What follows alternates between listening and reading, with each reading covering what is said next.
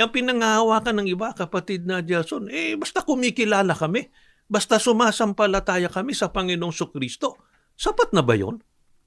Ang totoo nga, kapatid na Israel, gumagamit pa nga po sila ng talata para patunayan di umano na sapat na raw na sampalatayanan lang ang ating Panginoong Hesukristo.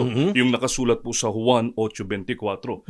Ngayon, mga kaibigan, hindi po kami tutol sa nakasulat sa Biblia. Talagang kailangan at mahalaga po yung pananampalataya. Pero katulad po ng tinatanong ninyo, sapat na ba yung pananampalataya lamang? Biblia po ang ating pasasagutin. Pakinggan po ninyo ang nakatala dito po sa aklat ng Juan sa 8:24. Ituloy po natin sa mga talatang 30 hanggang 31. Sinabi ko nga sa inyo na kayo'y mga mamatay sa inyong mga kasalanan, sapagkat malibang kayo'y magsisampalataya na ako nga ang Kristo, ay mga mamatay kayo sa inyong mga kasalanan.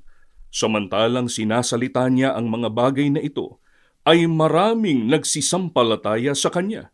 Sinabi nga ni Jesus sa mga Hudyong yaon na nagsisisampalataya sa Kanya, kung kayo'y magsisipanatili sa aking salita, kung magkagaya'y tunay nga kayong mga alagad ko.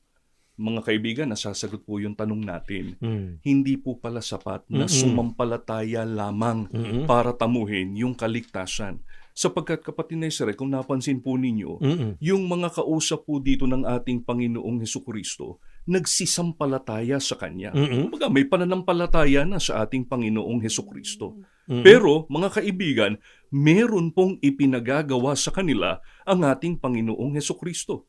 Gaya nga po ng ating binasa, ang sabi, kung kayo'y magsisipanatili sa aking salita, kung magkagay tunay nga kayong mga alagad. Sa madaling salita, ang kinikilala ng ating Panginoong Hesukristo na kanyang tunay na mga alagad yung mga sumasampalataya sa Kanya at nananatili sa kanyang mga salita. Opo.